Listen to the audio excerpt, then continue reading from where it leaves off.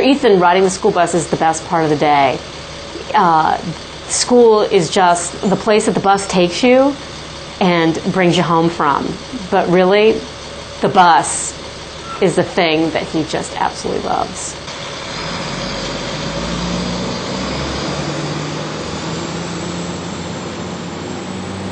I wasn't really sure how Ethan would be in a regular kindergarten setting with 24 other kids and not as much structure, not as much individualized attention.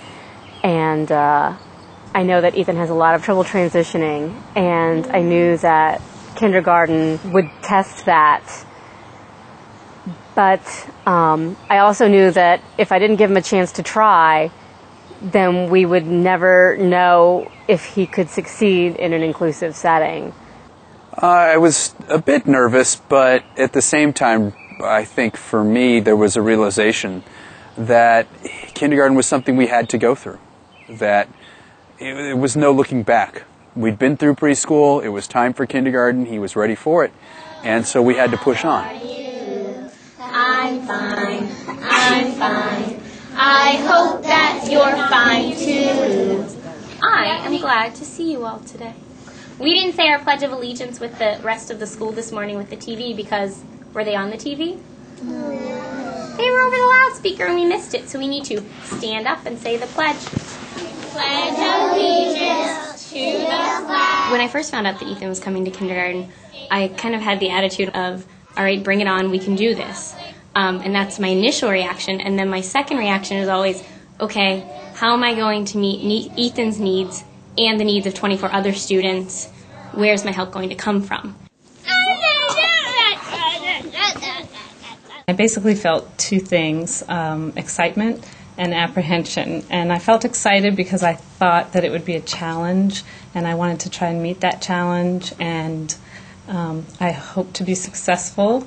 But I felt apprehension as well because I saw that he had great needs, and I was also concerned that I would, if I would be able to meet his needs and the needs of the other students as well. I just imagined the worst. I thought that it was going to be just so hard and that he would never succeed there, and that I was setting him up for failure. And every day that went by, I kept waiting for somebody to call me, and I never got the call. And at first I thought, we're just kind of taking care of him. We're taking him to the bathroom, and there's, what can we teach him? And then he just took off. And when we started reading to him, and he started seeing words, which I know were used at home too, and he started reading words, matching words with pictures, and also saying more and more every single day. Every day there's something new he says, and that's exciting.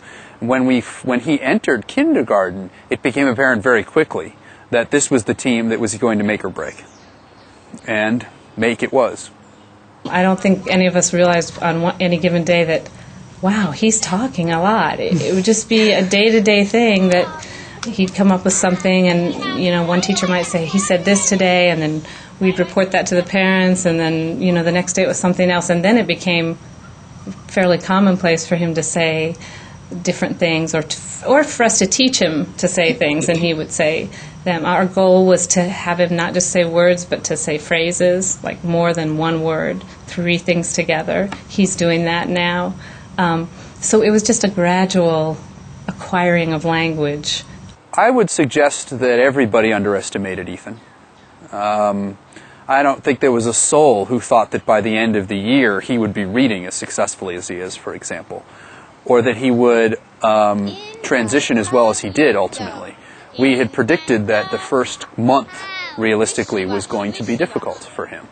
But he proved to be something that none of us had anticipated, which was a good learner. As soon as he started seeing the words, and we started making things for him to do, words and pictures, and I had no idea that he could see a picture and a word, and you could match it once, and you never had to show it to him again. It was amazing. He really loves learning. He likes the reading and the work, and he likes the computer, and he likes to look at books, but those are the things he really enjoys. We were a little skeptical when Connie called me one day to tell me that Ethan was starting to read.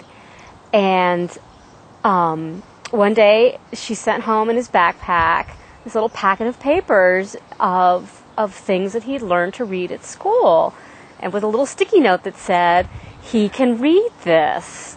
Ask him to read it to you." And we sat down on the couch with him and pulled out the papers, and sure enough, he was reading the sentences, and we were just absolutely amazed because we had no idea that he was actually reading full sentences. He's participating in the activities. He plays number bingo, and he knows which numbers to put it on, and sometimes the other kids don't, and, he points to them. He comes to meeting and he participates. There's almost no lid you can put on what he wants to know and what he probably can do in the classroom. We've discovered that. He's just made so much progress that I couldn't have even imagined. He's just blossoming. He had acquired so many kindergarten skills and so many academic readiness skills that he was ready to go to first grade. And that was so wonderful to say that and to have it be true, because, all along I thought, we could go either way. But then I had a more definite feeling, no, he does not need to go to kindergarten anymore. He needs to go to first grade. We started getting phone calls of, "You'll never guess what Ethan did today, and he's making friends, and he's doing this, and he's doing that," and everybody was all excited that he was doing all these things. People tend to underestimate these kids. They tend to assume that they don't have strengths, that it's just going to be weaknesses across the board. And because he has those strengths, you've got to figure out ways to get them out. If you get them out, he'll do everything you ask him to do. I think Phil was right when he said, I think we all underestimated him. He just needed to be given the opportunity, and he took it, and he ran with it.